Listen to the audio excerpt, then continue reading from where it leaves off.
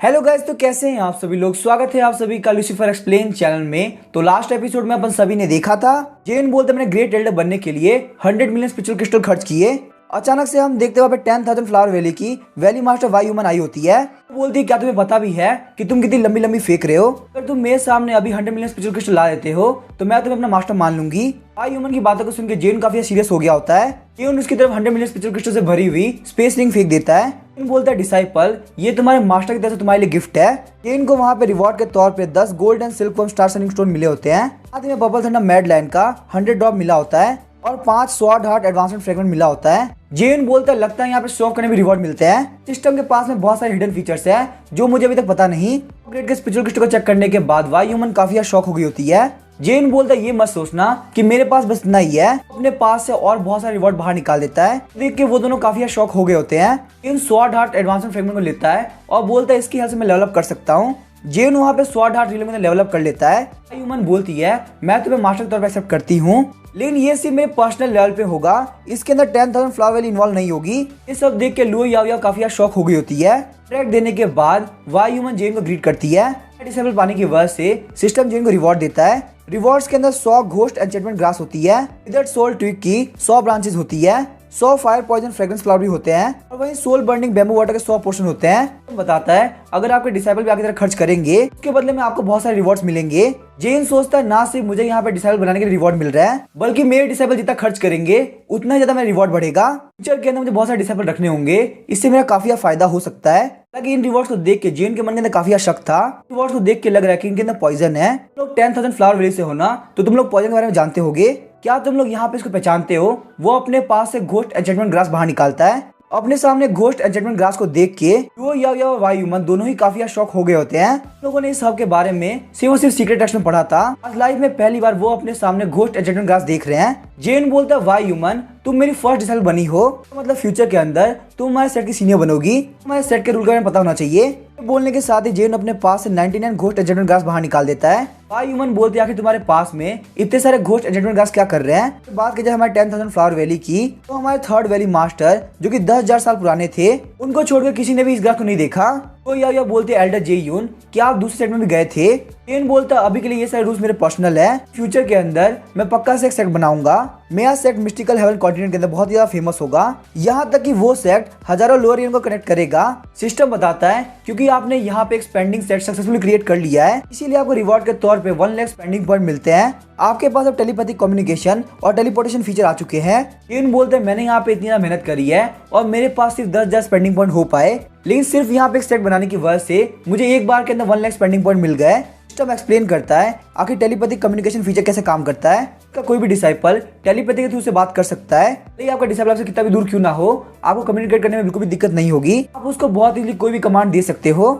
वहीं अगर बात की जाए टेलीपोर्टेशन फीचर की, तो आप अपने डिसाइबल के पास में डायरेक्टली टेलीपोर्ट हो सकते हो।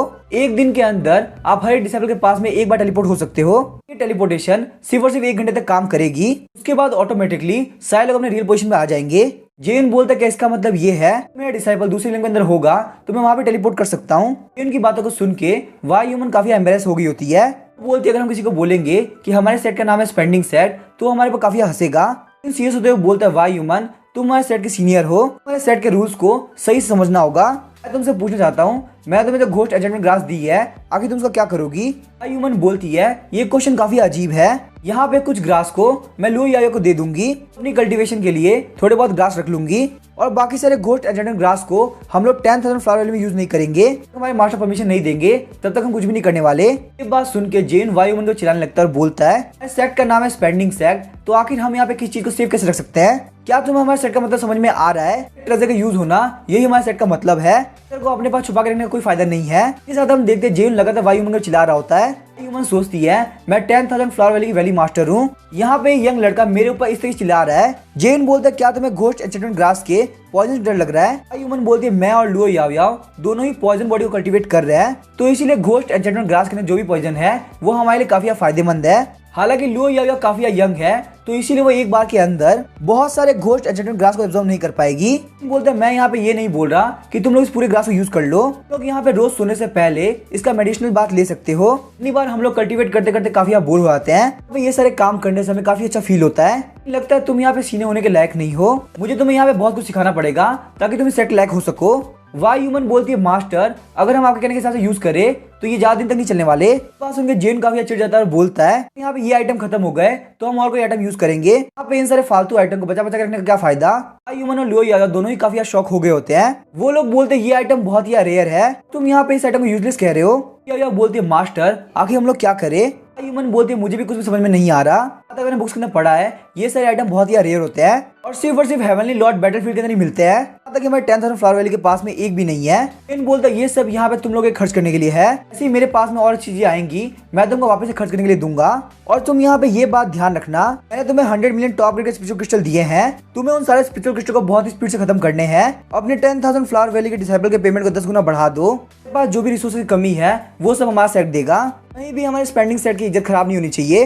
लेकिन खर्च करने का मतलब ये नहीं है कि तुम जाके बेवकूफ बन जाओ। मैंने अपनी लाइफ के अंदर पहली बार ये सब सुन रही थी, इसलिए वो बहुत ज्यादा कंफ्यूज थी। इन सोच रहा होता है सच में यहाँ पे समझाने में काफी दिक्कत हो रही है। वो उसके बाद सेट के ट्रांसमिशन और टेलीपोर्टेशन एबिलिटी के बारे में बताता है। जब जेयुन वाई ह्यूमन के साथ टेलीपैथी से कम्युनिकेट करता है काफी शॉक हो गई होती है, उसे वहाँ पे लग रहा था ये डिवाइन टेक्निक है। वाई ह्यूमन बोलते मुझे पैसे खर्च करने हैं, जितने हो सके उतने खर्च करने हैं, सेट पैसे खर्च करने में बिल्कुल भी होल्ड बैक नहीं कर सकता।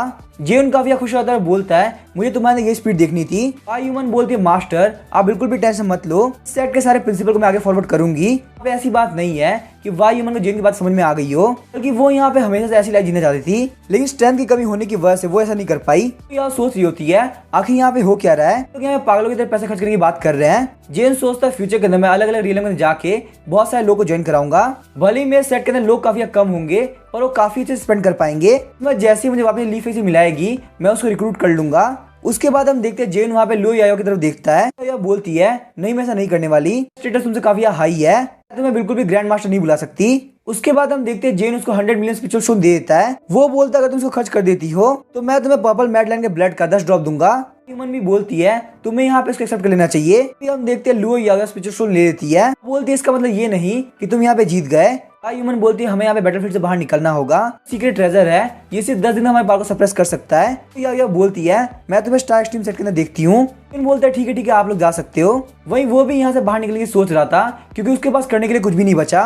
लो यायो कभी कभी मुझे बिग ब्रदर बोलती है, वहीं कभी कभी ग्रेट एल्डर भी बोलती है। तो मैं बस यहाँ पे ये सोच रहा हूँ कि आखिर मास्टर मुझे क्या बोलेगी, क्योंकि जेन के पास में 1 लाख स्पेंडिंग पॉइंट हो चुके थे, तो इसलिए वो डिसाइड करता है कि वो अपनी स्ट्रेंथ को मर्जिंग स्पीड के अंदर लेके जाएगा। जेन जब बाहर निकलता है तो उसे पता नहीं चल रहा था कि वो कहाँ पे है। स्टार सोल सेट की लोकेशन उससे कम से कम 3000 किलोमीटर की दूरी पे है।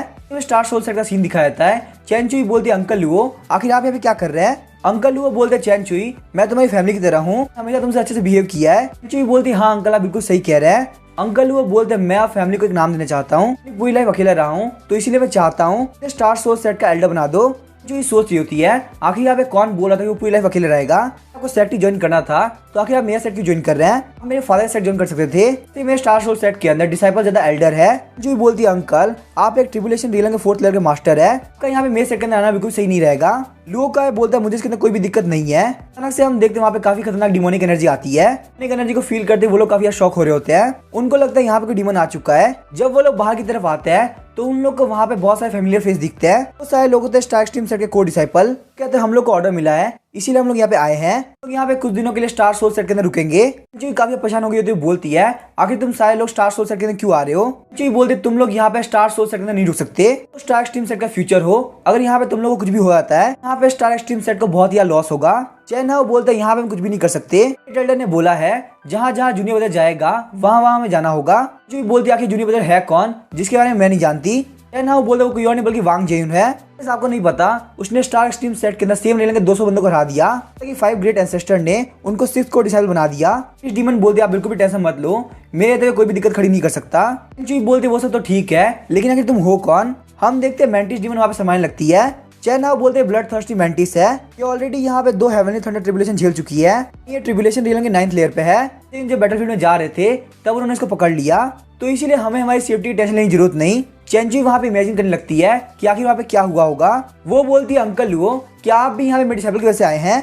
काफी शर्मिंदा हो गया होता है, कुछ भी नहीं बोलता। चेंजी को काफी गुस्सा आ गया होता है। वो सोचती है मेरे डिसेबल काफी बेकार इंसान है। तो पहले यहाँ पे ओल्ड सिया आए के बाद यहाँ पे अंकल लुओ भी आ गए और अब उसने यहाँ पे स्टार एक्सट्रीम सेट के 5 प्रोडिजी को यहाँ पे लेके आ गया है। वहीं उसने ट्रिबुलेशन रियलम के 9th लेयर के डीमन को पकड़ रखा है। फिर अब वो यहाँ पे क्या लेने की सोच रहा है। अभी हम देखते हैं चेन्ना और चेंजी को साइड में लेके आता है। वो बोलता है सेंट टेस्ट जूनियर बताइए कोई गलती नहीं है। ना सिर्फ वो यहाँ पे स्टार एक्सट्रीम सेट का को डिसाइपल है, सारे ग्रेट एल्डर ने मिलके उसको यहाँ पे 6 ग्रेट एल्डर बना दिया है। यहाँ तक आपके फादर भी जेन को एल्डर जेन बोलते हैं। चेंचुई बोलती है आखिर स्टार एक्सट्रीम सेट के अंदर 6th एल्डर की पोजीशन कब आई, ये पोजीशन जेन को कैसे मिल गई। ना बताता कि मास्टर ने बोला जेन ने यहाँ पे पोजीशन खरीदा है, हमें अभी तक पता नहीं है कि उसने एल्डर की पोजीशन के लिए कितना पे किया है। चेंचुई काफी फ्रस्ट्रेट हो गई तो बोलती है आखिर जेन के पास में कितना पैसा है। अचानक से हम देखते हैं चेंचुई के जेट पेंडेंट से उसकी सिस्टर कम्युनिकेट कर रही होती है।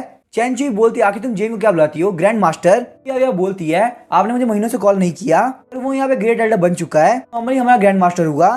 मिस्टर का चीफ डिसाइपल मेरा ग्रैंड मास्टर बन चुका है। सच में आपने ग्रैंड मास्टर को चीफ डिसाइपल बना के काफी कमाल का काम किया है। ग्रैंड मास्टर अभी तक सेट से बाहर नहीं आए होंगे तो प्लीज उनको कुछ मत बोलना। सब चुन के चेंचुई अपना जेट पेंडेंट तोड़ देती है। यह बोलती वैसे मेरी मास्टर वाई ह्यूमन ग्रैंड मास्टर जेन की डिसाइपल बन चुकी है। ग्रैंड मास्टर जेन ने खुद का एक सेट बनाया जिसका नाम है स्पेंडिंग सेट, और स्पेंडिंग सेट की चीफ डिसाइपल मेरी मास्टर। मैं अपनी मास्टर के साथ में ग्रैंड मास्टर से मिलने के लिए आऊंगी, प्लीज आप हमारे लिए काफी अच्छा खाना बनाना। चेंचुई काफी फ्रस्ट्रेट हो गई होती है और अपनी पावर को रिलीज करने लगती है। उसे नहीं समझ में आ रहा होता कि एक ऐसा बंदा जो कि अपने की एक्टिवेशन लेवल के पीक पे है, उसकी डिसाइपल 10,000 फ्लावर वैली की वैली मास्टर कैसे हो सकती है। प्यारे डिसाइपल आखिर तुमने इतने दिनों के अंदर क्या क्या किया है। चेंचुई के पास में कोई भी रास्ता नहीं बचा होता, वहाँ पे सारे लोग एक्सेप्ट कर लेती है कि आप लोग स्टार सोल सेट में रह सकते हो। उसने बोला कि ना तो वो किसी की हेल्प करेगी ना ही कोई रिसोर्सेज प्रोवाइड करेगी। ना वो बोलता कोई दिक्कत नहीं है, हमें यहाँ पे कोई भी रिसोर्सेज नहीं चाहिए। चेंचुई जाते हुए बोलती है ओल्ड सिया तुम यहाँ पे सब कुछ अरेंज कर दो। बाय बोलता है यंग मिस आखिर यहाँ पे हो क्या रहा है। चेंचुई बोलते मुझे भी कुछ समझ में नहीं आ रहा, जब तक यहाँ पे जेन नहीं आता तब तक कुछ भी पता नहीं चलने वाला। ओल्ड बॉय सोचता है मुझे यहाँ पे यंग मिस को शांत रखना होगा। जेन जब तुम वापस आओगे तब तुम्हें मुझे एक 9 लीफ सोल रिटर्निंग हब देना होगा। हम देखते हैं जेन को जो कि एक गांव से गुजर रहा होता है। कांपते हुए बोलता है आखिर यहाँ पे दिन के अंदर इतनी सर्दी क्यों पड़ रही है। जेन सोचता है कि मुझे शॉर्ट के ऊपर उड़ना आता तो मेरे लिए काम काफी आसान हो जाता, यहाँ पे बहुत इजीली स्टार सोल सेट तक पहुंच जाता। मुझे कम से कम स्टार एक्सट्रीम सेट में पहुंचने में 20 दिन लगेंगे। स्टार सोल सेट की तो बात ही छोड़ो। वहाँ पे उसे एक बंदा दिखता है जो कि एक फॉर्चून टेलर होता है। बंदा क्लेम कर रहा था कि वो यहाँ पे लोगों का भविष्य बता सकता है। इनको लगता है कि वो बंदा यहाँ पे स्कैम कर रहा है। यहाँ पे नहीं पता होता कि ये ओल्ड मैन असलियत में एल्डर जो 10 है जो कि हेवनली सीक्रेट पवेलियन से है। जेन बोलता है वैसे मेरा टाइम पास नहीं हो रहा, मुझे अपना फॉर्चून चेक कराना है। जोटन बोलता है लेकिन तुम्हें मुझे खाना खिलाना होगा। आधा घंटा खाने के बाद एल्डर जोटन का पेट बाहर निकल गया होता है। वो बोलते तुम्हारा फॉर्चून पता करने के लिए मुझे तुम्हारा 1 ड्रॉप ब्लड चाहिए। बात सुनने के साथ ही जेन को भरोसा हो जाता है कि ये बंदा बहुत बड़ा स्कैमर है। लेकिन फिर भी जेन उसको अपना 1 ड्रॉप ब्लड दे देता है। उस ब्लड ड्रॉप को लेने के साथ में एल्डर जोटन अपना काम स्टार्ट कर देते हैं कि आसपास वहाँ पे ब्लू कलर का ऑरा आ गया होता है। सिस्टम बताता है यहाँ पे एक स्पेशल फोर्स आपकी किस्मत को चेक करना चाहता है। सिस्टम यहाँ पे एंटीवायरस फंक्शन को एक्टिवेट करता है। अचानक से हम देखते हैं एल्डर जोटन के ऊपर हेवनली थंडर स्ट्राइक पड़ती है। इन सोचता है इसका मतलब ये बंदा यहाँ पे फ्रॉड नहीं कर रहा, उसने यहाँ पे सिस्टम के एंटीवायरस फंक्शन को एक्टिवेट करा दिया। जोटन काफी डर गए होते हैं, जेन को देख रहे होते हैं। उन्हें नहीं समझ में आ रहा था कि आखिर वो क्या बोले। जेन बोलता है एल्डर प्लीज मुझे माफ कर दीजिए, यहाँ पे ये सब मेरी गलती है, मैंने मेरी सोल की किस्मत को चेक करने का ट्राई किया इसीलिए आगे बाद थंडर स्ट्राइक पड़ी। जोटन सोच रहे थे ये पावर काफी खतरनाक थी। थंडर स्ट्राइक ने लगभग मेरी सोल को खत्म कर दिया था। मैंने यहाँ पे हेवनली मिस्ट्री सीक्रेट आर्ट को यूज किया ताकि मैं इसका फॉर्चून देख सकूं। जेन जैसे एल्डर जोटन के पास जा रहा होता है, एल्डर जोटन बोलते हैं प्लीज मुझसे दूर रहो, यहाँ पे कम से कम रिकवर करने का टाइम दो। अभी हम देखते हैं जेन अपने पास से 9 लीफ सोल रिटर्निंग हब निकालता है। बोलता है सीनियर रिकवर करने के लिए आप इसको यूज कर सकते हैं। 9 लीफ सोल रिटर्निंग हब को देख के एल्डर जोटन काफी शॉक हो गए होते हैं। एल्डर जोटन बोलते ये ट्रेजर मेरे लिए काफी कीमती है, तुम यहाँ पे इस ट्रेजर को 9th ग्रेड के अल्केमिस्ट को बेच दो। अगर तुम्हारे पास यहाँ पे इतनी पावर नहीं है कि तुम खुद को प्रोटेक्ट कर सको, मैं तुमको प्रोटेक्ट कर सकता हूँ, मुझे इसके अंदर कोई भी दिक्कत नहीं है। जेन सोचता है ना सिर्फ यहाँ पे इस बंदे के पास में स्किल है बल्कि बहुत ज्यादा अच्छा इंसान है, इसीलिए मैं यहाँ पे थैंक यू के तौर पे एक 9 लीफ सोल रिटर्निंग हब दे दूंगा। जेन बोलता है मुझे पता है ये हब बहुत ही प्रीशियस है, मुझे काफी अच्छे इंसान लगते हैं, इसीलिए आप प्लीज इसको ले लीजिए ना, मैं यहाँ पे इसको मेडिसिनल बात के लिए यूज कर लूंगा। Elder Jotun 9 leaf soul returning herb को लेकर काफी खुश हो गए होते हैं। सिस्टम बोलता है आपने यहाँ पे 2 हिडन फीचर को अनकवर कर दिया है, इसीलिए आपको रिवॉर्ड के तौर पे 10,000 स्पेंडिंग पॉइंट मिलते हैं। वही 100 9 लीफ सोल रिटर्निंग हब मिलता है और 100 एनलाइटमेंट पिल मिलती है। जेन बोलता है हिडन फीचर को अनकवर करने के लिए ये रिवॉर्ड काफी बढ़िया है। मैं यहाँ पे और फंक्शन को ओपन करूंगा तो आखिर मुझे क्या क्या मिलेगा। यहाँ पे ये जो एनलाइटमेंट पिल है ये हेवनली मिस्ट्री एनलाइटमेंट पिल है, ये बिल्कुल भी नॉर्मल वाली एनलाइटमेंट पिल नहीं है। 9 लीफ सोल रिटर्निंग हब को खाने के बाद उसकी पावर 90% वापस आ गई होती है। जोटन बोलता है अगर उन लोगों को पता चल गया कि मैंने यहाँ पे 9 लीफ सोल रिटर्निंग हब खाई है वो लोग मुझे बहुत ही बुद्धि से मारेंगे। जेन बोलता है अगर आपके लिए एक हब काफी नहीं था तो आप मेरे से 5 और ले सकते हैं। कि सोल सिर्फ 90% रिकवर हुई है, तो आप यहाँ पे इन सारे हब को यूज करके अपनी सोल को फुली रिकवर कर लीजिए ना। मैं इनको मेडिसिनल बात के लिए यूज कर लूंगा। जोटन काफी शॉक हो गया होता है, वो बोला तुम यहाँ पे इतने प्रीशियस हब को पैर की मेडिसिनल बात के लिए यूज करते हो। थोड़ी देर बाद हम देखते हैं वो लोग वहाँ पे मेडिसिनल बात ले रहे होते हैं। इन बोलते हैं हम लोग यहाँ पे लाइफ को एंजॉय करने के लिए आए हैं, तो हमें यहाँ पे ट्रेजर के बारे में नहीं सोचना चाहिए बल्कि अपनी लाइफ को एंजॉय करना चाहिए। जोटन बोले तुम बिल्कुल सही बोल रहे हो, लाइफ को बिल्कुल ऐसे जीना चाहिए। मन ही मन में एल्डर जोटन काफी गिल्टी फील कर रहे होते हैं। वो बोलते हैं 9 लीव सोल रिटर्निंग हब को खाना अलग बात है, यहाँ पे 9 लीव सोल रिटर्निंग हब से मेडिसिनल बात लेना ये तो एक पाप के बरोबर है। जेन बोलता है क्या आप सच में हेवनली सीक्रेट पवेलियन का एक एल्डर है? तो आपके जैसा इंसान रोड के ऊपर भूखा क्या कर रहा है? एल्डर जोटन बोलते हैं हाँ मैं एक एल्डर हूँ, यहाँ पे मेपल लीफ सिटी के अंदर एक सीक्रेट मिशन पे आया हूँ। जेन जब देखता है कि एल्डर जोटन यहाँ पे उसको सीक्रेट मिशन के बारे में ज्यादा कुछ नहीं बता रहे, तो सिस्टम से बोलता है मुझे यहाँ पे इनका सीक्रेट मिशन जानना है। इस वजह से सिस्टम का एक नया फीचर एक्टिवेट हुआ होता है, उस फीचर का नाम होता है peering into the heavenly secret. यहाँ पे ये फीचर इसी वजह से एक्टिवेट हो गया क्योंकि एल्डर जोटन ने अभी थोड़ी देर पहले जेन की डेस्टिनी देखने का ट्राई किया था। जेन बोलता है मुझे नहीं पता कि यहाँ पे इतनी इजीली एक और फीचर एक्टिवेट हो जाएगा। एल्डर जोटन आप मेरे लिए काफी लकी इंसान हो। जेन वहाँ पे एल्डर जोटन को रिवॉर्ड के तौर पे 5 हेवनली मिस्ट्री एनलाइटन पिल देता है। एल्डर जोटन काफी शॉक हो गया और बोलते हैं तुमने मुझे गिफ्ट के तौर पे 9 लीव सोल रिटर्निंग हर्ब दी, वहीं तुमने मुझे मेडिसिनल बात भी कराया। थैंक यू करने के लिए उतना काफी नहीं था। जेन सोचता अब मैं आपको क्या बोलूं कि आपने यहाँ पे सिस्टम के फीचर को अनलॉक किया है। जोटन बोलता है कि इस पिल का नाम क्या है? जेन बोलता है इस पिल का नाम है हेवनली मिस्ट्री एनलाइटन पिल, लेकिन ये सिर्फ यहाँ पे आपके हेवनली मिस्ट्री सीक्रेट आर्ट के अंदर हेल्प कर सकता है। एल्डर जोटन बोलता है तुम यहाँ पे इस आर्ट के बारे में ऐसे कैसे बोल सकते हो? क्या तुम्हें पता है हेवनली मिस्ट्री सीक्रेट आर्ट को समझना काफी मुश्किल होता है। 10 बिलियन लोगों के अंदर तुम्हें इस आर्ट को सीखने वाला एक बंदा मिलना भी काफी मुश्किल है। जेन बोलता है क्या आप यहाँ पे एक पिल को ट्राई करना पसंद करेंगे? एल्डर जोटन बोलते हैं अगर मैं यहाँ पे मना करूंगा तो बिल्कुल झूठ होगा। उसके बाद हम देखते हैं एल्डर जोटन उस पिल को खा लेते हैं। जेन स्माइल करते हुए सिस्टम को बोलता है कि peering into the heavenly secret को एक्टिवेट करो। मैं यहाँ पे जाना चाहता हूँ आखिर एल्डर जोटन का सीक्रेट मिशन क्या है। सिस्टम बताता है एल्डर जोटन को यहाँ पे हेवनली सीक्रेट पवेलियन के पवेलियन मास्टर ने भेजा है ताकि वो यहाँ पे हेवनली सीक्रेट पवेलियन के फ्यूचर सेंटर्स को ढूंढ सके। जेन बोलता है ये मिशन तो काफी मुश्किल है, क्या मुझे यहाँ पे एल्डर जोटन की हेल्प करनी चाहिए? अभी हम देखते हैं सिस्टम जेन को एक नया मिशन दे देता है, तुम्हें यहाँ पे सेंटेस को स्पेंडिंग सेट के डिसाइबल के तौर पे रिक्रूट करना है। इससे पहले यहाँ पे एल्डर जोटन को रिक्रूट कर ले। जेन सोचता सिस्टम ने मुझे यहाँ पे ये मिशन दिया है कि मुझे यहाँ पे एल्डर जोटन के पास से सेंटेस को चोरी करना है। एल्डर जोटन प्लीज मुझे माफ कर देना, मुझे अपना मिशन तो करना ही होगा। जेन सिस्टम से पूछता है आखिर यहाँ पे सेंटेस है कहाँ पे? 20 मिनट बाद एल्डर जोटन अपने आंखें खोलते हैं, तो वहाँ पे काफी रिफ्रेशिंग फील कर रहे होते हैं।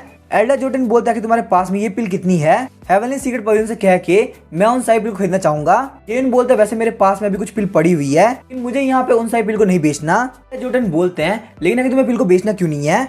जेन बोलता है मैं यहाँ पे इन सारे पिल को लिंचू के लिए सेव कर रहा हूँ। एल्डर जोटन बोलते हैं आखिर तुम्हें यहाँ पे सिंडेस का नाम कैसे पता है? जेन बोलता है मैं यहाँ पे चाहता हूँ कि लिंचुई दोनों साइड डिसेबल बन जाए, हेवनली सीक्रेट पवेलियंस को ट्रेन कर सकता है और मैं सारे रिसोर्सेज प्रोवाइड करूंगा।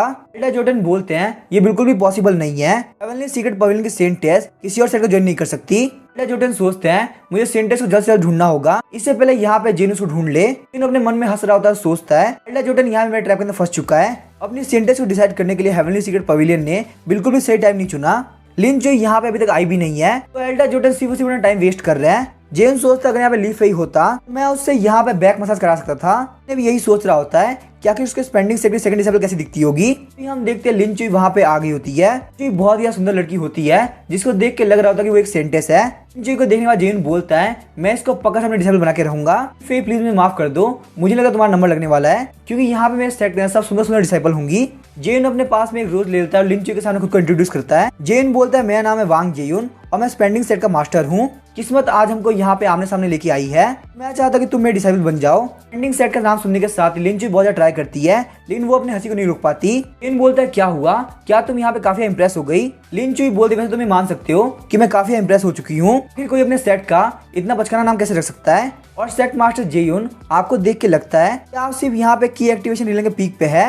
मैं आपसे पूछना चाहती हूँ कि आखिर आपके पास में ऐसा क्या है कि मैं जो कि फाउंडेशन रीलम के 8 लेवल पे हूँ वो आपके सेट को ज्वाइन करे? जेन बोलता है वैसे लिंचुई ने बात तो बिल्कुल सही कही, मेरा कल्टीवेशन लेवल काफी कम है, लेकिन लिंचुई मैं तुम्हें बात बता दूं, तुम्हारी जो सीनियर सिस्टर है ट्रिबुलेशन रीलम के 9th लेवल पे है। यहाँ पे मानता हूँ तुम दोनों के बीच गैप बहुत ही ज्यादा है, तुम्हें बिल्कुल भी खुद को कम समझने की जरूरत नहीं है। हमारे सेट के अंदर स्ट्रेंथ से किसी को भी डिफरेंशिएट नहीं किया जाता। लिंचुई सोचते लगता है जेन एक पागल इंसान है, वो खुद यहाँ पे की एक्टिवेशन रीलम पे है और वो मुझे काफी कम आंक रहा है। मुझे यहाँ पे बोल रहे हो कि तुम्हारी जो सीनियर डिसाइपल है वो ट्रिबुलेशन रियलम के 9th लेवल पे है। आखिर क्या लगता है कि मैं बहुत बड़ी बेवकूफ हूँ? तुम इतने अच्छे नहीं दिख रहे होते तो मैं तुमसे बात भी नहीं करती। जेन जब देखता है कि लिन चुई यहाँ पे इग्नोर कर रही है तो बोलता है स्पेंडिंग सेट को ज्वाइन करने के बाद कल्टीवेशन का सारा खर्चा हमारा सेट उठाएगा।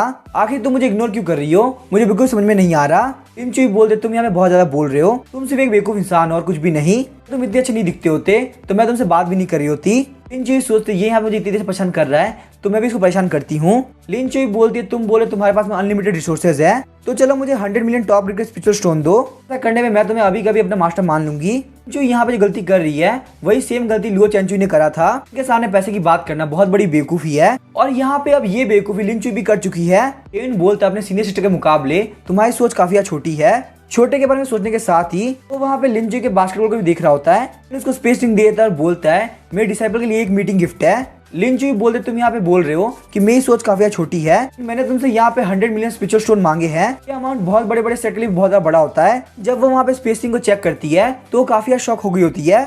वो बोलती है मुझे यहाँ पे क्या करना चाहिए, क्या मैं स्पेंडिंग सेट को ज्वाइन कर लूँ? मेरा जो मास्टर वो काफी वीक है, अगर ये मेरा मास्टर बनेगा तो मुझे काफी इन्वेस्टमेंट होगी। यहाँ पे स्पिरिचुअल स्टोन लेने चाहिए और यहाँ से भाग जाना चाहिए। यहाँ पे ऐसा करना बिल्कुल भी सही नहीं रहेगा। तभी हम देखते हैं लिन चुई को ध्यान आता है कि आखिर जेन ने क्या बोला था कि उसकी एक सीनियर सिस्टर है जो कि ट्रिबुलेशन रियलम के 9th लेवल पे है। यहाँ पे इतनी हाई लेवल की मास्टर स्पेंडिंग सेट को ज्वाइन कर चुकी है। मुझे यहाँ पे इतना सोचने की क्या जरूरत है? लिन चुई बोले तुम बोल रहे हो कि मेरा अमाउंट काफी छोटा है। आखिर यहाँ पे सीनियर सिस्टर ने तुमसे कितना अमाउंट मांगा था? लिन बोलते उनका अमाउंट तो बिल्कुल सेम था, बिल्कुल तुम्हारी तरह 100 मिलियन। लिन चुई बोलती है तो आखिर मेरा अमाउंट छोटा कैसे हुआ? लिन बोलता है लेकिन यहाँ पे बात बस इतनी है कि उन्होंने मुझसे टॉप ग्रेड के स्पिरिचुअल क्रिस्टल मांगे थे। ये सुनने के साथ ही लिन चुई काफी शॉक हो गई होती है। चुई बोलती है सच में सीनियर सिस्टर ने बहुत बड़ा हाथ मार लिया। 100 मिलियन टॉप ग्रेड का स्पिरिचुअल क्रिस्टल ये एक एक्स्ट्रा ऑर्डिनरी अमाउंट है, सारे मेजर सेट को मिलाकर भी किसी के पास नहीं होगा। जेन बोलता है लेकिन यहाँ पे ये अमाउंट भी हमारे स्पेंडिंग सेट के लिए काफी कम है। चुई बोलती है मास्टर जे यून मैं यहाँ पे बिना एविडेंस भरोसा नहीं करूंगी, आपको मुझे मेरे सामने उतना ही सिमिलर अमाउंट दिखाना होगा। इन सोचता है लिन चुई यहाँ पे वाई ह्यूमन की तरह बेवकूफ नहीं है, सच में काफी होशियार है। अपने पास से एक स्पेस रिंग बाहर निकालता है जिसके अंदर 100 मिलियन टॉप ग्रेड के स्पिरिचुअल क्रिस्टल होते हैं। इस रिंग को चेक करने के बाद में लिन चुई अपने घुटनों पे आती है। मास्टर जेन को ग्रीट करती है। वो बोलती है मास्टर आप इस स्पेस रिंग को ले लीजिए, मुझे आगे भरोसा हो गया, मैं यहाँ पे आपके स्पेंडिंग सेट को ज्वाइन कर रही हूँ। इसी के साथ हम देखते सिस्टम बोलता है आपने यहाँ पे मिशन कंप्लीट कर लिया है। रिवॉर्ड के तौर पे आपको 30,000 स्पेंडिंग पॉइंट मिलते हैं, वही 10,000 हेवनली मिस्ट्री एनलाइटमेंट बिल मिलती है। उसके साथ में कर्मा डाउ पैटर्न भी मिलता है। सिस्टम एक्सप्लेन करता है कि हेवनली डाउ कार्मा के साथ फ्यूज होने पे किसी और बंदे कार्मा को अपने अंदर ऐड कर सकते हो peering into the heavenly secret ability की हेल्प से। जेन बोलता है ये वाला रिवॉर्ड तो काफी काम का है। लिन चुई सोचती है आखिर ये मास्टर इतना अजीब क्यों है। जेन बोलता है लिन चुई भले तुमने स्पेंडिंग सेट को ज्वाइन कर लिया है लेकिन हमारे सेट के पास में कोई फिजिकल लोकेशन नहीं है, तो इसीलिए तुम्हें यहाँ पे ये बात ध्यान रखने की जरूरत है। और हाँ जो हेवनली सीक्रेट पवेलियन वाले हैं वो तुम्हें ढूंढ रहे हैं, उनका कहना है कि तुम उनकी डेस्टिनी साइंटिस्ट हो। मैं तुमको उनको ज्वाइन करने से बिल्कुल भी नहीं रोकूंगा, तुम्हारे पास सच में काफी टैलेंट है, इसीलिए तुम्हें कहीं भी रुकने की जरूरत नहीं। उसके बाद जेयुन लिन चुई को कामा डाउ पैटर्न गिफ्ट करता है। जेयुन लिन चुई को समझा देता है कि आखिर इसके क्या क्या इफेक्ट है और तुम्हें यहाँ पे किस किस चीज से बच के रहना होगा। हालांकि इस पैटर्न को लगाने के लिए सिर्फ बास्केटबॉल ही नहीं थे, वो बॉडी किसी भी पार्ट के ऊपर कामा डाउ पैटर्न को लगा सकता था, लेकिन जेन को यहाँ पे मौका मिला तो उसने हाथ साफ कर लिया। जेन उसके बाद लिन चुई को 10,000 हेवनली मिस्टर एनलाइटमेंट बिल देता है और बोलता है जब भी तुम्हें कल्टीवेशन के अंदर दिक्कत आए तुम इसको खा के अपने कल्टीवेशन आगे बढ़ा सकती हो। जब तुम्हारे पास ये सब खत्म हो जाए तो तुम वापस ही मेरे पास आ सकती हो। स्पेंडिंग सेट के पास में ज्यादा कुछ तो नहीं है पर वो तुम्हें हर तरह के रिसोर्सेज दे सकता है। लिन चुई सोच रही होती है आखिर मास्टर मेरे लिए इतना अच्छा क्यों हो रहा है, ये मुझे हेवनली सीक्रेट पवेलियन के साइंटिस्ट बनने दे रहे हैं, मुझे 10,000 हेवनली मिस्ट्री एनलाइटमेंट बिल दे रहे हैं, साथ ही में इन्होंने मुझे कामा डाउ पैटर्न भी दिया। क्या यहाँ पे ऐसा हो सकता है कि मेरे मास्टर एक मिस्टीरियस पावर हो जो कि इस कॉन्टिनेंट के अंदर एक बहुत बड़ी स्कीम चला रहे हैं। लिन चुई बोलती है मास्टर आप बिल्कुल भी टेंशन मत लो, मैं हेवनली सीक्रेट पवेलियन के ऊपर पूरी तरह कंट्रोल कर लूंगी और उसके अंदर से आपको एक फोर्स प्रोवाइड करूंगी जो कि स्पेशली स्पेंडिंग सेट के लिए होगी। जेन बोलता है तुम्हें क्या बोल रही हो, मैंने तुम्हें ऐसा करने के लिए बोला ही नहीं। इससे पहले जेन लिन चुई को समझाता, लिन चुई बोलती है क्या मेरी जो सीनियर सिस्टर है उनका किसी सेट के अंदर हाई पोजीशन है। जेन बोलता है हाँ तुम बिल्कुल सही बोल रही हो, तुम्हारी सीनियर सिस्टर बहुत ही हाई पोजीशन पे है। लिन चुई बोली तो आप मुझे बताइए आखिर हेवनली सीक्रेट पवेलियन वाले कहाँ हैं, मैं उनसे जाके बोलूंगी कि मैं उनसे कोइंसिडेंटली मिल गई, उसके बाद वो मुझे साइंटिस्ट के तौर पे रिक्रूट कर लेंगे और मैं आपके लिए बहुत ही जल्दी फोर्स बना पाऊंगी। जेयुन बोलता है 1 मिनट को मुझे एक्सप्लेन करने दो, यहाँ पे एक बहुत बड़ी गलतफहमी है। लिन चुई बोलती है मास्टर रुक जाइए, आपको एक्सप्लेन करने की जरूरत नहीं है, मैं यहाँ पे सब कुछ समझ गई। जेयुन सोचता है लिन चुई 1 मिनट के लिए प्लीज रुक जाओ, तुमने अपने मन के अंदर एक बहुत ही लंबी चौड़ी स्टोरी बना ली है, मैंने यहाँ पे एक डिसाइपल को रिक्रूट किया है, ना ही किसी ऑस्कर विनिंग एक्टर को। उसके बाद हम देखते हैं जेन लिन चुई को एल्डर जोटन के पास लेके आ गया होता है। वो बोलता है ये बंदा जो कि हमें स्कैम कर रहा है वो हेवनली सीक्रेट पवेलियन का एल्डर है। लिन चुई काफी स्पीड से निकल जाती है और बोलती है मास्टर मुझे पता मुझे क्या करना है। जाने से पहले थम्स अप करती है और बोलती है मैं सब कुछ बढ़िया करूंगी। जेन सोचते है काफी अच्छी बात है, ये जो करिए करने दो, वैसे भी यहाँ पे सरदर्द को हेवनली सीक्रेट पवेलियन संभालेगा। लिन चुई एल्डर जोटन के पास जाती है और उसको ग्रीट करती है। लिन चुई को देखने के साथ ही एल्डर जोटन काफी जोर जोर से हंसने लगते हैं। उसके बाद वो लिन चुई को लेकर काफी स्पीड से भागने लगते हैं। अचानक से जेन को ध्यान आता है कि उसने सेट का कम्युनिकेशन और टेलीपोर्टेशन फीचर एक्टिवेट करना भूल गया। लेकिन जेन के रियलाइज करने से पहले ही वो लोग बहुत ज्यादा दूर निकल गए होते हैं। एल्डर जोटन भागते हुए बोल रहा होता है हमारी सेंटेंस को हमारे पास से कोई नहीं चुरा सकता। हालांकि यहाँ पे एल्डर जोटन को बिल्कुल भी नहीं पता था कि लिन चुई ऑलरेडी स्पेंडिंग सेट डिसेबल बन चुकी है। उसके बाद हम देखते हैं जेन अपनी जर्नी कंटिन्यू करता है और थकने के बाद एक फॉरेस्ट के अंदर केव के अंदर रेस्ट करने लगता है। थोड़ी देर बाद वहाँ पे एक ओल्ड मैन और एक यंग मैन आते हैं। उस यंग मैन का नाम होता है जॉन हैंग जो कि मिरर मून मेंशन का यंग मास्टर होता है। वहीं जो साथ वाला ओल्ड बंदा होता है उसका नाम होता है ओल्ड पैंग जो कि उसका प्रोटेक्टर है। ओल्ड पैंग सोच रहा होता है यंग मास्टर काफी एरोगेंट है, अगर मुझे यहाँ पे मेंशन लॉर्ड ने नहीं बोला होता तो मैं इसका प्रोटेक्टर नहीं बना होता। इन कोइंसिडेंटली उन लोगों ने उसी केव में आराम करने का सोचा जिस केव में पहले से ही जेन आराम कर रहा था। जॉन हैंग बोलता है हमें फॉरेस्ट के अंदर बहुत सारे मैजिकल बीस्ट को मारना होगा वरना लोगों को लगेगा मैं वर्थलेस हूँ। सुन के ओल्ड पैंग काफी गुस्सा हो गया होता है और सोच रहा होता है यंग मास्टर सिर्फ और सिर्फ स्पीड सी रिलम पे है और वो किसी मैजिकल बीस्ट को नहीं हरा सकते। केव के पास आने के बाद वो लोग कुछ अजीब सा नोटिस करते हैं। जेन ने वहाँ पे खुद के लिए स्पेस स्टोन का बेड बना रखा होता है। जॉन हैंग बोलता है ओल्ड पैंग ये बंदा काफी कमाल का है, हमें भी यहाँ पे ये काम करना चाहिए। ओल्ड पैंग काफी फ्रस्ट्रेट हो गया होता है और सोचता है सारे इंपॉर्टेंट काम को छोड़ के ट्रेजर्स को वेस्ट करना बिल्कुल बेवकूफी होगी। जेन हैंग बोलता है ओल्ड पैंग तुम यहाँ पे इस बंदे को मार दो, मुझे यहाँ पे टॉप ग्रेड के स्पिरिचुअल स्टोन के बेड पे सोना है। ओल्ड पैंग को लग रहा होता है कि जेन के पीछे बहुत ही पावरफुल प्रोटेक्टर हो सकता है, यहाँ पे ऐसा करना बिल्कुल भी सही नहीं रहेगा। लेकिन जेन हैंग काफी जिद कर रहा होता है और बोलता है मुझे वो बेड चाहिए। ओल्ड पैंग के पास में कोई रास्ता नहीं होता, वो जेन के ऊपर काफी खतरनाक पाम अटैक करता है। जैसे ही वो पाम अटैक जेन को लगने वाला होता है वहाँ पे काफी खतरनाक गोल्डन लाइट आती है। वो गोल्डन लाइट ना सिर्फ अटैक को डिस्ट्रॉय करती है बल्कि जेन हैंग और ओल्ड पैंग दोनों को डिस्ट्रॉय कर देती है। हम देखते हैं यहाँ पे सिस्टम का गार्ड स्क्वाड आया होता है। से गार्ड स्क्वाड देखते कि वहाँ पे एक छोटा सा इंसेक्ट है। इसे देखने पता चलता है कि ये बग किसी को काट कुछ जान भी ले सकता है। इंसेक्ट को मारने के बजाय गार्ड स्क्वाड उसको जेन की तरफ भेज देता है क्योंकि जितना जेन के ऊपर अटैक होंगे उतना ही उसे मौका मिलेगा बाहर निकलने का कि वो यहाँ पे बाहर आके फ्रेश एयर ले सके। नेक्स्ट मॉर्निंग हम देखते हैं जेन उठता है, उसे वहाँ पे स्पिरिचुअल स्टोन का बेड काफी लग्जरियस लग रहा होता है, साथ ही वो बेड काफी हार्ड होता है। जेन बोलता है सिस्टम मुझे एक ब्लैंकेट चाहिए। उसके बाद जेन अपने आज का स्पेंडेबल आइटम चेक करने लगता है। आज जेन को यहाँ पे 10,006 ग्रेड के 9th ऑर्डर हेवनली थंडर तालिस्मान मिले हैं। यहाँ पे हर एक तालिस्मान का अटैक पर्पल मेंशन रियलम के 9th लेवल के बराबर है। वहीं जेन के पास में 1,40,000 स्पेंडिंग पॉइंट हो गए होते हैं। डिसाइड करता है कि वो अब यहीं पे लेवल अप करेगा, 99,000 पॉइंट को यूज करता है ताकि वो फाउंडेशन रियलम के 9th लेवल पहुंच सके। के बाद हम देखते हैं जेन वहाँ पे कल्टीवेट करने के लिए बैठ जाता है। जेन अपने माइंड के अंदर एक लोटस को देखता है जिसके अंदर एनर्जी अब्सॉर्ब हो रही है। जैसे उस लोटस की एनर्जी फुल हो जाती है जेन वहाँ पे ब्रेक थ्रू कर लेता है। अब जेन यहाँ पे फाउंडेशन रियलम के 9th लेवल पे पहुंच चुका है। जेन बोलता है काफी कमाल की बात है, मैंने यहाँ पे एक साथ 2 रियलम को क्लियर कर लिया। लेकिन काफी बेकार बात तो ये है कि मेरे इतने खतरनाक ब्रेक थ्रू को देखने के लिए कोई भी नहीं था। जेन जब केव से बाहर आता है तो उसे जेंग हैंग और ओल्ड पैंग की बॉडी दिखती है। जेन बोलता है मैं बस अंदर सो रहा था और बाहर यहाँ पे 2 बॉडीज पड़ी हुई है। बॉडीज को देखने पता चलता है कि इन बॉडीज को यहाँ पे एक झटके मारा गया है। जेन बोलता है कहीं यहाँ पे गार्ड स्क्वाड तो नहीं आया था। वो वहाँ पे ज्यादा नहीं सोचता और अपनी जर्नी को उस इंसेक्ट के साथ में कंटिन्यू करता है। वहीं हम देखते हैं स्टार सोर्स सेट के अंदर लुओ चेंचुई एक सपना देख रही होती है। सपने के अंदर जेन चेंचुई के हाथ में 99 कैरेट की वेडिंग डायमंड रिंग पहना रहा है। जेन बोलता है मास्टर क्या आप मुझसे शादी करेंगी? चेंचुई बोलती है हाँ मैं तुमसे शादी करने के लिए तैयार हूँ। वहीं हम देखते हैं ओल्ड बॉय को जो कि पीछे खड़ा होकर रो रहा होता है। वो लोग वहाँ पे ये भी डिसाइड करने लगते हैं कि उन लोग के पास में इतने बच्चे होंगे वो लोग बहुत इजीली क्रिकेट टीम बना सके। अचानक से हम देखते हैं चेंचुई की आंख खुलती है और बोलती है मुझे यहाँ पे क्रिकेट टीम नहीं चाहिए। तभी उसे पता चलता है कि वो असलियत में एक ड्रीम देख रही थी। चेंचुई देखती है कि उसकी सिस्टर और जेयुन दोनों उसके पास सोए हुए हैं। जेन बोलता है वाइफ आखिर तुम क्या सोच रही हो, तुम इतना परेशान क्यों हो गई? उसके बाद हम देखते हैं चेंचुई वापस से आराम सो जाती है। फिर वो वापस से उठती है और सोचती है आखिर यहाँ पे ये लोग क्या कर रहे हैं। वो वहाँ पे काफी कंफ्यूज हो गई होती है, उसे कुछ समझ में नहीं आ रहा होता। अचानक से हम देखते हैं वहाँ पे लिविंग क्वार्टर्स में काफी खतरनाक धमाका होता है। चेंचुई वहाँ पे आई होती है जहाँ पे कोर डिसाइपल रह रहे होते हैं। चेंचुई को देख के कोर डिसाइपल बोलते हैं सेंट आखिर क्या हुआ, यहाँ पे इतनी परेशान क्यों दिख रही है? कि यहाँ पे इस धमाके की आवाज किस चीज की थी? हालांकि यहाँ पे धमाका हुआ था वो चेंचुई के इनर डिमन इल्यूजन का था। जी बोलते कोई बात नहीं है, मैं यहाँ पे तुम लोग के साथ में कुछ दिनों तक रहने वाली हूँ, तो फटाफट से मेरे लिए एक रूम रेडी कर दो। ये सुन के वो दोनों कोर डिसाइपल काफी शॉक हो गई होती है। लेकिन अब क्योंकि यहाँ पे सेंटेस ने ये बोल दिया है तो वो लोग वहाँ पे कुछ भी नहीं कर सकते।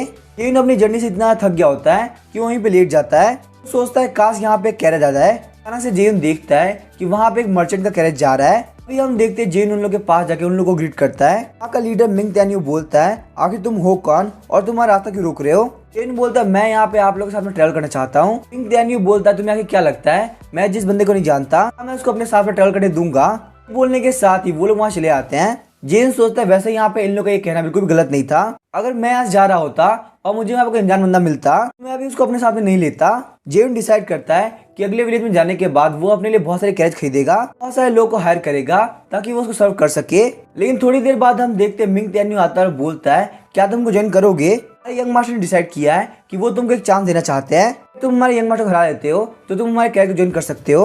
वहाँ पे एक दूसरा बंदा आता है जिसका नाम होता है लॉन्ग शाओफा है। वो बंदा चीहाई कॉमर्स अलायंस का यंग मास्टर होता है। जेन को ग्रीट करने के बाद वो बोलता है मैं अपने डिवाइन रिपोजिटरी रियम के पीक पे हूँ। अपने मन में सोचता है ये बंदा बिल्कुल भी एक कॉमर्स अलायंस का यंग मास्टर होने के लायक नहीं लग रहा। फिर भी वो उसको ग्रीट करते हुए बोलता है मेरा नाम है वांग जेयुन और मैं अपने फाउंडेशन रियम के पीक पे हूँ। जाओ फाई काफी एरोगेंट हो जाता है और बोलता है तो मैं यहाँ पे अपने पर 3 मूव्स करने दूंगा।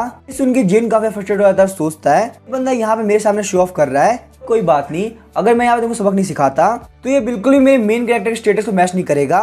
इसी के साथ में जेन अपने पास से 6th रैंक के 9th स्टेज के हेवनली थंडर तलिस्मान बाहर निकाल देता है।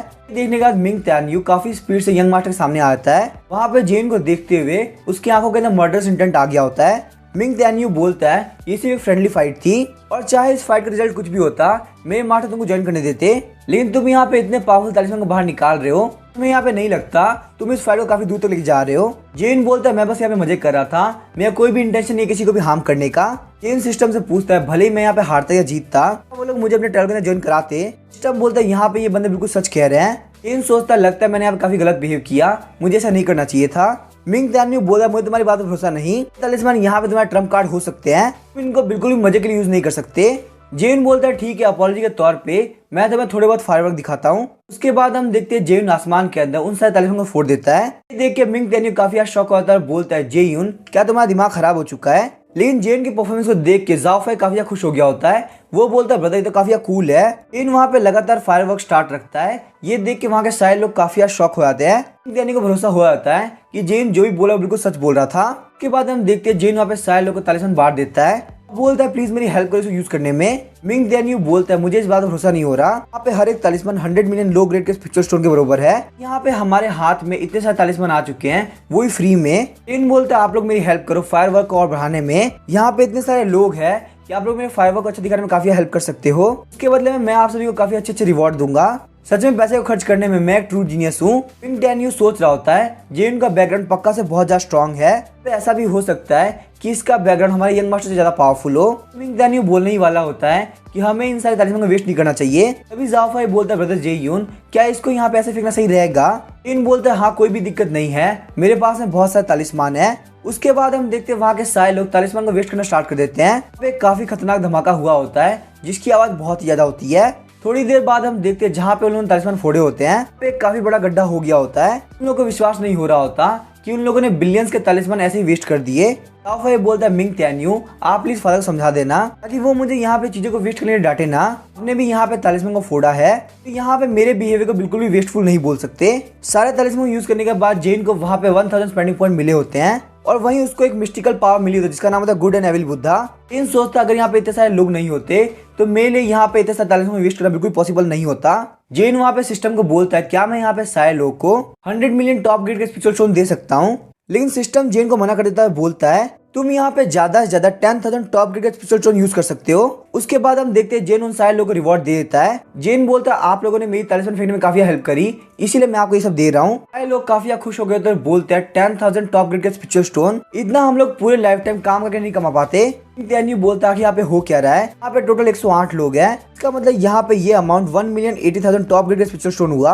जाओफाई बोलते मेरे फादर हमेशा मुझे डांटते हैं कि मैं बहुत ज्यादा वेस्ट करता हूँ, तो यहाँ पे एक बार आके जेन को देखना चाहिए। मैं यहाँ पे जेन के मुकाबले 0.1% भी कुछ नहीं करता। मिंग त्यान्यू बोलता है यंग मास्टर आखिर आप कहना क्या चाहते हैं। आपके कहने का मतलब ये है कि आप भी यहाँ पे चीजों को वेस्ट करना चाहते हैं। आप अभी काफी यंग है, आपको गलत चीजों पे ध्यान नहीं देना चाहिए। जेन जब वहाँ पे उन लोगों को देखता है तो उसे काफी अजीब लग रहा होता है। उसे लगता है वो दोनों वहाँ पे सिस्टम वाली हरकतें करने का ट्राई कर रहे हैं। हालांकि यहाँ पे मिंग टेन्यू जाओफाई का गाल पकड़ रखा होता है, वो यहाँ पे चीजों को वेस्ट करने की बात कर रहा है। लेकिन तभी मिंग टेन्यू से बहुत सारे मर्चेंट अलायंस के लोग बोलते हैं हमें अब बिल्कुल भी काम नहीं करना, हम लोग आज से रिटायर हो रहे हैं, क्योंकि वैसे भी हमारे पास में 10,000 टॉप क्रिकेट स्पेशल स्टोन आ चुके हैं, पूरी लाइफ में इतना नहीं कमा पाते। मिंग टेन्यू के पास में अब बोलने के लिए कुछ भी नहीं बचा होता। थोड़ी देर बाद हम देखते हैं वहाँ पे कैरेज और वो तीनों बंदे बच्चे होते हैं। जेन को यहाँ पे काफी गिल्टी फील हो रहा होता है। हालांकि उसके इंटेंशन काफी अच्छे थे, लेकिन उसने मर्चेंट अलायंस को खराब कर दिया। मुझे यहाँ पे उन लोगों को 10,000 स्पेशल स्टोन नहीं देने चाहिए थे। अचानक से सिस्टम बोलता है आपको यहाँ पे 200 स्पेंडिंग पॉइंट मिलते हैं और वहीं ब्लड जिनसिंग पिल की रेसिपी मिलती है। जेन मिंग टेन्यू से बोलता है प्लीज मुझे माफ कर दीजिए, मुझे नहीं पता यहाँ पे ये सब कुछ हो जाएगा। रियलिटी में सोचा था कि मैं सारे लोगों को 100 million top cricket special stone दूंगा, लेकिन लोग सच में काफी अनग्रेटफुल होते हैं। तो यहाँ पे सिर्फ और सिर्फ 10,000 स्पेशल स्टोन देके बदल गए। मिंग टेन्यू बोलता है तुम उन लोग को 100 मिलियन स्पेशल स्टोन देने वाले थे, आखिर उन लोग को इतने पैसे क्या जरूरत, क्या उन लोग को यहाँ पे कोई बिजनेस खोलना है। मिंग टेन्यू इतना गुस्सा हो गया होता है कि उसके मुंह से खून निकल रहा होता है।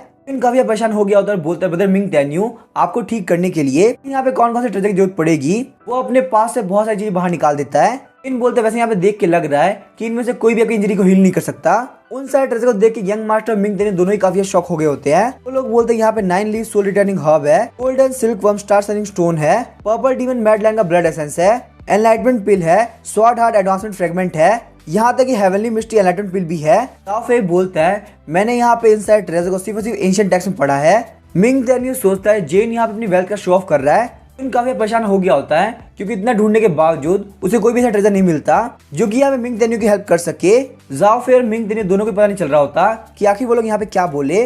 वो लोग इस बात के लिए कन्विंस हो गए होते हैं कि जेन यहाँ पे शो ऑफ कर रहा है। जेन बोलते हैं ब्रदर मिंग टेन्यू आखिर आपको ठीक होने के लिए कैसी पिल चाहिए होगी, मैं आपके लिए यहाँ पे रेस्पॉन्सिबिलिटी लेने के लिए तैयार हूँ। मिंग टेन्यू बोलता है 8 ग्रेड की ब्लड जिनसिंग पिल के ऊपर कम से कम 5 पैटर्न्स बने हुए हो, उसकी हेल्प से मैं बहुत इजीली हील हो पाऊंगा।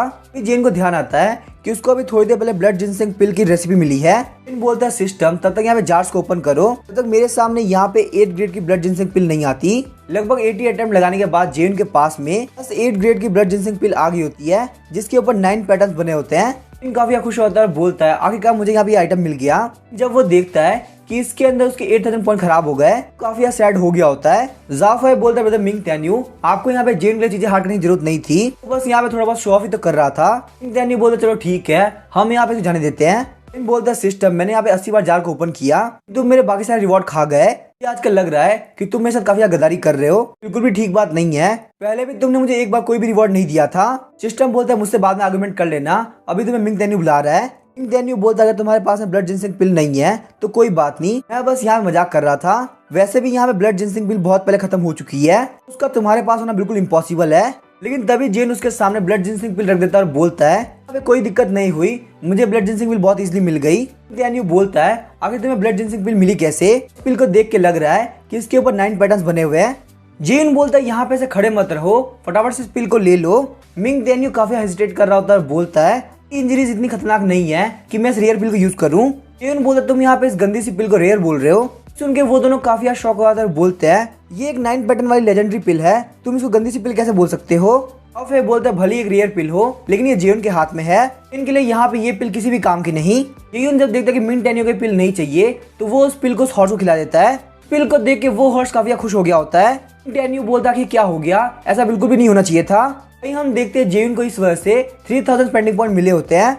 जेन सोचता है भले ही मैंने यहाँ पे 8000 पॉइंट को बर्बाद कर दिया, लेकिन फिर भी मेरा काफी फायदा हुआ है क्योंकि हर एक पिल से मुझे यहाँ पे 3000 पॉइंट मिल रहे हैं। उसके बाद हम देखते हैं जेन वहाँ पे लगातार हॉर्स को पिल खिलाने लगता है। ये देख के उन दोनों का दिमाग खराब हो गया होता है। मिंग टेन्यू बोलता है जे यून प्लीज तुम चीजों को वेस्ट करना बंद करो, लेकिन जेन उन लोगों को इग्नोर करते अपना काम जारी रखता है। लास्ट पिल को अपने हाथ में रखते हुए जेन बोलता है ये मेरे पास आखिरी पिल बची है, क्या ये तुम्हें चाहिए?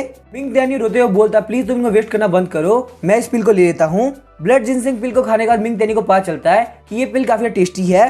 तभी हम देखते हैं जेन को वापस 3000 स्पेंडिंग पॉइंट मिलते हैं और वहीं रिवॉर्ड के तौर पे 1000 पैटर्न वाली ब्लड जिनसिंग पिल मिलती है। जेन सोचता है कि मिंग टेन्यू की इंजरी इतनी सीरियस नहीं थी, इसीलिए यहाँ पे उसका पिल खाना वेस्ट माना गया। लेकिन आखिर मैं यहाँ पे 1000 पिल का क्या करूँ? के बाद हम देखते हैं जेन जाओफाई के पास जाता है और बोलता है क्या तुम्हें भी यहाँ पे ये पिल चाहिए? जेन बोलता है जाओफाई बिल्कुल भी टेंशन मत लो, मेरे पास में बहुत सारी पिल्स है, तुम इनको बिना टेंशन करे खा सकते हो।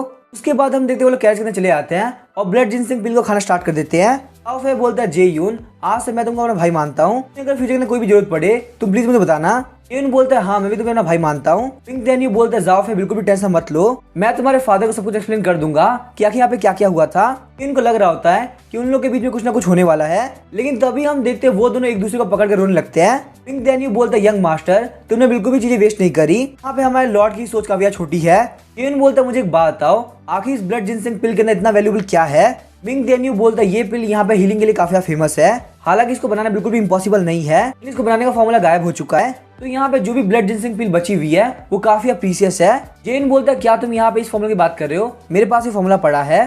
सुन के मिंग देन यू काफी शॉक हो गया होता है, हालांकि मिंग देन यू एक एल्केमिस्ट नहीं है, इस वजह से उसको फॉर्मूला नहीं समझ में आ रहा होता, लेकिन उसको जेन के ऊपर पूरा भरोसा है, उसके पास पक्का से इस चीज हो सकती है। जाओफे बोलता है क्या ये फॉर्मूला रियल है। जेन बोलता है हाँ ये फॉर्मूला रियल है, तुम चाहो तो ये फॉर्मूला रख सकते हो। सुन के जाओफे काफी खुश होता है, बोलता है ब्रदर आपका थैंक यू। जेन बोलता है बस मुझे यहाँ पे एक चीज चाहिए, जिनसिंग पिल को बेचने में तुम्हें जो भी प्रॉफिट हो मैं उसको मेरे स्टार सोल सेट को दे देना है। जाओफे बोलता है बिल्कुल भी टेंशन मत लो, आप जो बोलोगे वैसा ही होगा। जेन सोचता है मेरा स्टार सोल सेट अभी काफी नया है, उसके लिए यहाँ पे एक इनकम सोर्स बनाना काफी बढ़िया रहेगा, मैं यहाँ पे स्टार सोल सेट के डेवलपमेंट के लिए काफी काम कर रहा हूँ। जेन बोला तुम लोग मेरे साथ चलो, मैं तुम लोग अपने सेट के अंदर लेके चलता हूँ। इसी के साथ हम देखते हैं वो लोग हमें मिंग देने के शॉट के ऊपर बैठ जाते हैं, फिर सोच रहा होता है आखिर यहाँ पे ब्रदर जेन का सेट कैसा होगा। थोड़ी देर बाद हम लोग देखते हैं वो लोग विलेज के अंदर रुक गए होते हैं, काफी थक गया होता है, इसीलिए वो बेड पे लेट जाता है। हालांकि उसके पास में मिंग देने की स्वॉर्ड है, फिर भी उसको स्टार सोल सेट में पहुंचने में 3 दिन लग जाएगा। वहीं हम देखते हैं शाओफी ने जेन के बारे में अपने फादर से बात करी होती है। मिंग देन यू बोलता है आखिर आप लोग की बात कैसी गई। जाओफे बोलता है मेरे फादर को मेरे ऊपर बिल्कुल भरोसा नहीं, उनको यहाँ पे ऐसा लग रहा है कि जेन ने हमको बेवकूफ बना दिया। तभी हमें चेन्नई कॉमर्स अलायंस का हेडक्वार्टर का सीन दिखाया जाता है। अपने बेटे की बात को सुन के चेयरमैन वांग डी सोच रहे होते हैं उन लोग को यहाँ पे यंग मास्टर जेन नाम के बंदे ने बेवकूफ बना दिया है। वो मैंग हाइफेंग नाम के बंदे को बोलते हैं कि जाके यंग मास्टर बाकी सारे लोग को लेके आ जाओ। ओल्ड मैंग बोलता है चेयरमैन आप बिल्कुल भी टेंशन मत लीजिए, मैं आपका काम कर दूंगा। नेक्स्ट डे हम देखते हैं जेन को नया ट्रेजर मिला होता है। जेन को 10,000 बैटल होली बॉडी के फ्रेगमेंट मिले होते हैं। ये एक बहुत ही पावरफुल बैटल फिजिक है, जितनी ज्यादा पावरफुल इंजरी आपकी बॉडी के ऊपर होगी इतनी ज्यादा आपकी बॉडी पावरफुल होती जाएगी। जेन बोलता है सिस्टम क्या ये फ्रेगमेंट इतना ज्यादा पावरफुल है, हम यहाँ पे नेगोशिएट कर सकते हैं, मुझे इस फ्रेगमेंट को खुद के लिए यूज करना है। लेकिन हम देखते हैं सिस्टम जेन को मना कर देता है और बोलता है भले ये बैटल होली बॉडी काफी पावरफुल हो, लेकिन ये बिल्कुल भी आपके लायक नहीं है, आपके पास यहाँ पे इतना कचरा फिजिक नहीं हो सकता। जेन बोलता है सिस्टम यहाँ पे इतने पावरफुल फिजिक को कचरा फिजिक बोल रहा है, तो आखिर मैं यहाँ पे बैटल होली बॉडी के फ्रेगमेंट को किसको दूं। जेन जब बाहर निकलता है तो उसे जाओफी दिखता है। जाओफी बोलता है खाना रेडी हो चुका है तो आप खाना खा सकते हैं। जेन सोचता है मैंने यहाँ पे लीफ को शॉर्ट फ्रेगमेंट दी थी, तो अगर मैं बैटल होली बॉडी जाओफी को दूंगा तो इसमें कोई भी दिक्कत नहीं होनी चाहिए। जेन बोलता है जाओफी वो कल्टिवेटर जो कि आगे जाकर फाइट करते हैं, आखिर तुम उनके बारे में क्या सोचते हो। जाओफे बोलता है भले मैं एक प्ले बॉय हूँ और फालतू फालतू काम करता रहता हूँ, लेकिन मैं फिर भी ऐसे कल्टिवेटर की काफी रिस्पेक्ट करता हूँ। मिंग देन यू बोलता है ऐसी बात नहीं है कि यंग मास्टर यहाँ पे कल्टिवेट नहीं करना चाहते, बस उनके पास टैलेंट और बॉडी का स्ट्रक्चर काफी बेकार है। टीम सिस्टम से पूछता है क्या बैटल होली बॉडी को लेने के लिए किसी भी तरीके के टैलेंट के रिक्वायरमेंट की जरूरत है। सिस्टम बोलता है नहीं इसकी कोई भी जरूरत नहीं है, अगर कोई बंदा फाइट करने के लिए तैयार है तो वो अपनी पावर को बढ़ा सकता है, उस बैटल के बीच में वो बहुत सारी पावरफुल मार्शल टेक्निक को सीख सकता है। जेन सोचता है सिस्टम तुम बोल रहे हो कि ये कचरा फिजिक है, लेकिन यहाँ पे इस टेक्निक के फीचर बता रहे हैं कि ये काफी अमेजिंग है। जेन बोलता है जाओफे क्या तुम्हें कल्टिवेटर बनना चाहोगे जो कि बैटल के अंदर आगे जाके फाइट करता हो।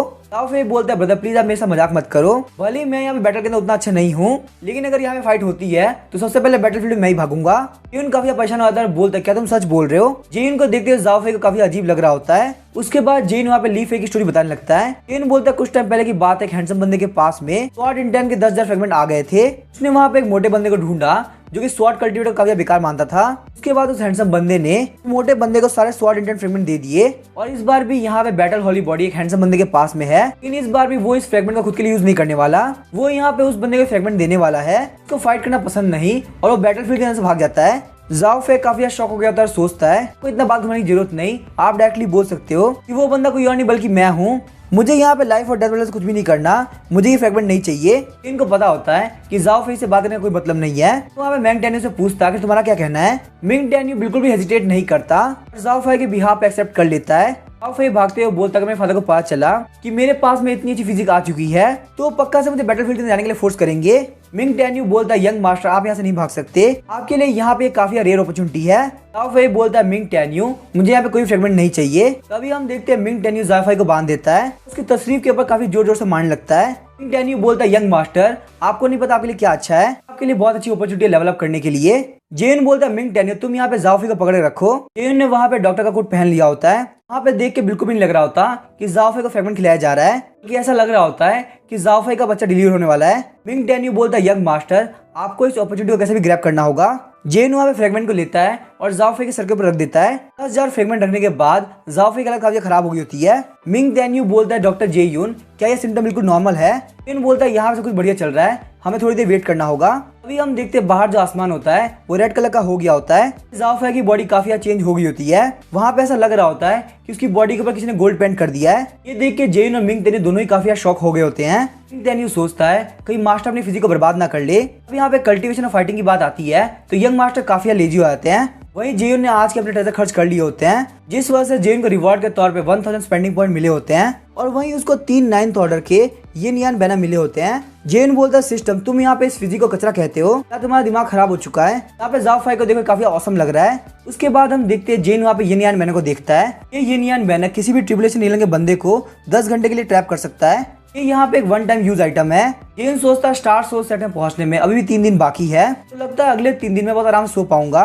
कुछ घंटे बाद हम देखते हैं जाओफी उठता है और बोलता है तो जे यून मुझे अपनी बॉडी में कुछ भी समझ में नहीं आ रहा, लगता है आपने यहाँ पे इस फ्रेगमेंट को मेरे ऊपर वेस्ट कर दिया। तो मिंग टेन्यू बोलता है यंग मास्टर आपका फ्रेगमेंट बिल्कुल वेस्ट नहीं होगा, एक बार हम लोग ब्रदर जेन को छोड़ दे उसके बाद मैं खुद लॉर्ड से बात करूंगा।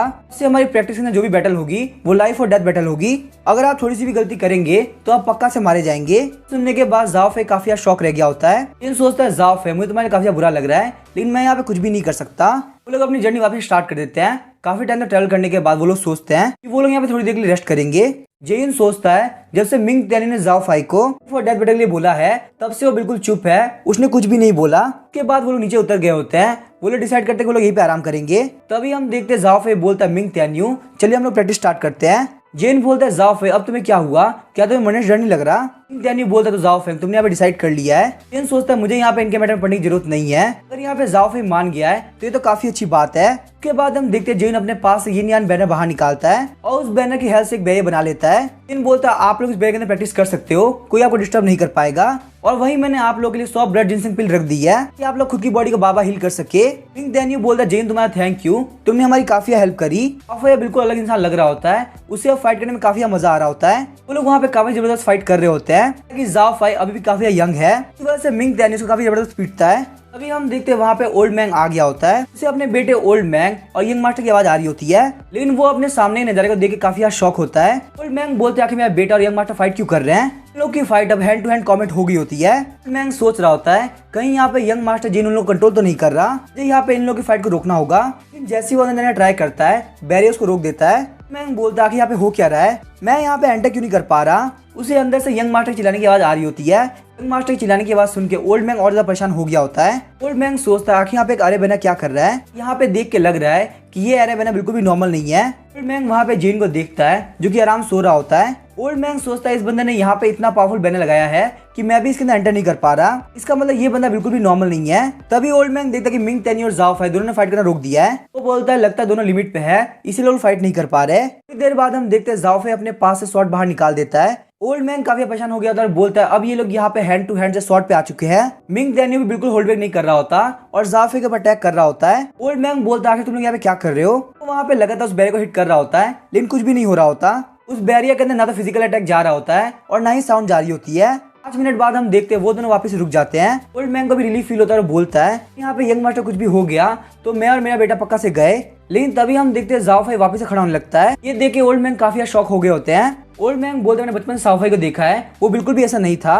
ताकि इन लोग के पास में यहाँ पे ब्लड जिनसिंग पिल कहाँ से आई। मिंग टेन्यू और जाओफी अपनी फाइट को डिस्कस कर रहे होते हैं, आराम से बैठ के ब्लड जिनसिंग पिल खा रहे होते हैं। 5 मिनट बाद हम देखते हैं उन लोगों की बॉडी वापस से रिकवर हो गई होती है, तो अपनी ट्रेनिंग को वापस से स्टार्ट कर देते हैं। ओल्ड मैन आराम से पेड़ के पास बैठ गया होता है, काफी शॉक होता है। तो वहाँ पे बैठ के अपनी लाइफ के ऊपर सवाल उठा रहा होता है। ये दोनों कमीने यहाँ पे ब्लड जिनसिंग पिल को खा रहे हैं। इन लोगों को पता भी है ब्लड जिनसिंग पिल कितनी वैल्यूबल होती है। नेक्स्ट डे हम देखते हैं जेन उठता है, दोनों अभी फाइट कर रहे हैं। क्या इन लोगों ने पूरी नाइट फाइट करी है। जेन वहाँ पे नोटिस करता है कि ओल्ड मैन बाहर बैठा हुआ है। ओल्ड मैन लगातार जेन को घूर रहा होता है। ऐसा लग रहा होता है कि वो बोला चाहता है कि तुम बस मेरा इंतजार करो, मैं तुम्हें नहीं छोड़ूंगा।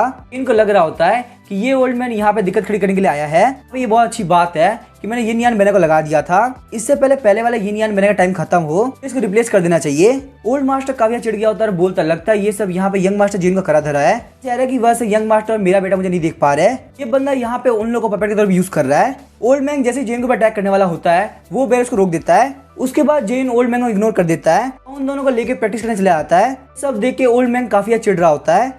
जेन ओल्ड मैन को मिडिल फिंगर भी दिखाता है। ओल्ड मैन काफी चिढ़ गया होता है और अपनी एनर्जी को रिलीज कर रहा होता है। उसके दिमाग के अंदर जेन की मिडिल फिंगर छप गई होती है। जेन सोचता अगर मैंने यहाँ पे बैन नहीं लगाया होता लास्ट नाइट हम लोग पक्का से मारे जाते। बिजनेस वाले लोग के पास में बहुत सारे एनिमीज होते हैं। जब जेन चेक करता है तो आज का ट्रेजर वापस अपडेट हो गया होता है। जेन को आज यहाँ पे 10,000 ब्लड जिनसिंग पिल मिली होती है। जेन बोलता आखिर हम लोग यहाँ पे 10,000 पिल कैसे खाएंगे। तभी जेन के दिमाग में एक प्लान आता है कि हम लोग को यहाँ पे ये पिल खाने की जरूरत क्या है, क्यों ना हम यहाँ पे इसको स्पिरिचुअल स्टोन की तरह खर्च कर दे। जेन बोलता है सिस्टम अगर मैं यहाँ पे इस ट्रेजर को रोड के ऊपर फेंक दूं और उसको फॉरेस्ट के मॉन्स्टर या फिर नॉर्मल लोग उठा ले कि यहाँ पे स्पेंडिंग नीचे के अंदर आ जाएगा ना। सिस्टम बोलता है हाँ आप ये काम कर सकते हो। तभी हम देखते हैं जेन बोलता है आज का ब्रेकफास्ट तैयार है, आज हम लोग यहाँ पे ब्रेकफास्ट के अंदर ब्लड जिनसिंग पिल खाएंगे। ब्लड जिनसिंग पिल को देख के वो दोनों काफी शॉक हो गए होते हैं। जेन बोलता है कि तुम लोग कर क्या रहे हो, चलो फटाफट से खाओ। वो दोनों ब्लड जिनसिंग पिल खा के काफी परेशान हो चुके हैं, लेकिन वो लोग यहाँ पे जेन को डिसरिस्पेक्ट भी नहीं कर सकते। तो उन लोगों ने वहाँ पे ब्लड जिनसिंग पिल खाना स्टार्ट किया और वो लोग तब तक वहाँ पे नहीं रुके जब तक उनका पेट नहीं निकल गया।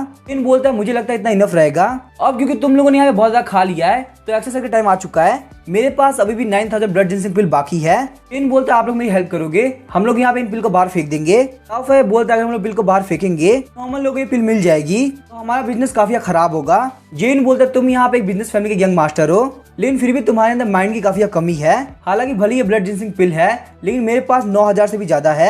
मिस्टिकल हेवन कॉन्टिनेंट काफी बड़ा है तो ये मार्केट को बिल्कुल भी डिस्टर्ब नहीं करेगा।